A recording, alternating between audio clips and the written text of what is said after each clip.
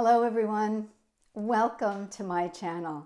For those of you that don't know me, I'm Dr. Dawn-Marie Turner, President of Turner Change Management. One of the things that I hear leaders and employees talk about a lot is when changes that are implemented in the organization don't stick. Leaders talk about the frustration of re-implementing change over change. It feels like they're implementing the same changes over and over again. And in many respects, they are. And employees are frustrated because it feels like there's so much change and yet nothing seems to change. I call this kind of change yo-yo change. And just like yo-yo dieting can be destructive to your health, yo-yo change can be destructive to your organization. It breeds employee cynicism. It heightens the risk of change for your organization, and it erodes trust and creates the fear of future changes. In this video, I'm going to talk to you and share with you why yo-yo change happens, and one thing that you can do differently to prevent yo-yo change and get those new activities and those new behaviors to stick. Okay, let's get started. The first thing we need to do to talk about why yo-yo change happens is to understand and explore the difference between implementing change and integrating those new activities, those new behaviors, those new work processes and attitudes into your work environment. Most of us, including myself, have all talked about implementing organizational change. I use this term quite a bit, although it's a term that I'm backing away from over the last few years, and you'll understand why in a minute. Implementing change implies doing something to people. We are going to implement a new work policy, a new work schedule, or new technology. It implies putting something out there and that the recipients are passive receivers of that change or that implementation. Integrate change. You're working with people. Any required new activities, new attitudes, behaviors are viewed within the context of the current operation, environment.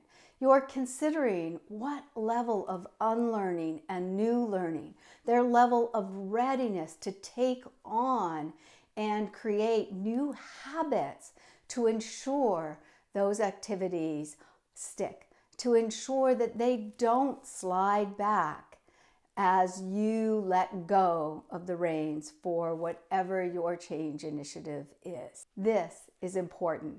It's only when those new behaviors, those new activities, that new environment that you are looking to create stick and become the normal for the people in your organization, your leaders, your managers, your employees, that you get to leverage change, to use it as an opportunity for growth, increasing performance, and ultimately get the return on your investment.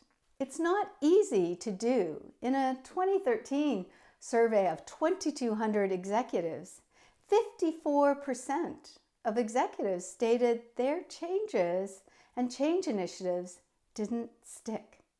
Now imagine that. Think about that for a minute. Imagine you bought a new computer and you're really excited to use your new computer. And in about 46 days, you went down to your office to use that new computer, and instead of that new computer sitting on your desk, your old one was there. Your old computer was there. We wouldn't ever tolerate that. Yet that's exactly what's happening when we implement change and those new behaviors, those new activities don't stick. So what can we do? In addition to rethinking the idea of implementing change to integrating new activities and behaviors, that starts immediately to ask us different questions. Because instead of saying, what do we need to do to implement this change, we ask ourselves, what do we need to do to ensure the new activities, the new behaviors that are going to support and enable us to confidently grow in whatever our desired environment is?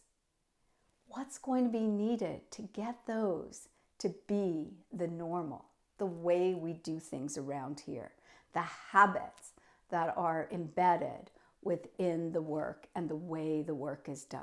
So that's the first thing. Really start to think about, as you're beginning to shape and launch your change initiative, begin to shift your thinking from implementing a change to integrating new behaviors and new activities in order to make the new the normal.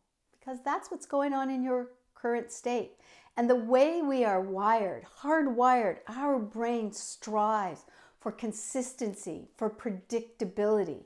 So in those early stages, all of those new activities and behaviors are uncomfortable. They're not what we're used to. And our natural desire is to go back to our comfort zone. So when we think about integrating change, we think about getting through that discomfort to get to the other side where that new is the normal and as comfortable as what the old way was. And then you start to get a real return on your investment. So what do you do to match that? So one of the key things to do is to start and assess, track, and measure the level of adoption. Adoption is the stickiness of your change. We adopt versus adapt to a new environment. We no longer look to go back to a new normal. When you're planning and want true change in your organization, you need to shift the emphasis to adoption. So that again becomes that new normal. There are three things and three questions that can help you assess, monitor, and measure the level of adoption. The first one is to explore and measure how comfortable, how easy are people with demonstrating and using whatever those new behaviors and activities are, which means you're going to need to know what they should be, what your expectations are in terms of behavior and activity and mindset, or however it relates to your change. The other question that you want to ask is, what is their comfort, competence, and confidence in using and demonstrating and participating, engaging in those new activities and those new behaviors? That's going to give you a good sense of what the risk is of reverting back to normal. The more comfortable, the more confident, the more competent we feel in engaging in new behaviors, the more we have the opportunity to create those as our new habits. And finally, the last question you want to ask is really, what are people talking about? Are they talking about those new behaviors as that's the way we do things around here now? Or are they still talking about the benefits of the way things used to be, of the way they used to do their work, or used to engage with their technology or their process or their new environment, whatever that change is? Those will help you, those three questions can help you gain an understanding of what is your level of adoption. And finally, you want to engage and support people to move through that transition process until the level of adoption is high enough to achieve steady state, which is the point at which we will not go back to our old ways. The new ways have become the normal. All right, That's it for now. I hope you liked this video. If you'd like more information on how to conduct a full adoption assessment or how to set up your change for gaining a high level of adoption, then reach out and connect to us at thinktransition.com. I'll see you again soon. Bye for now.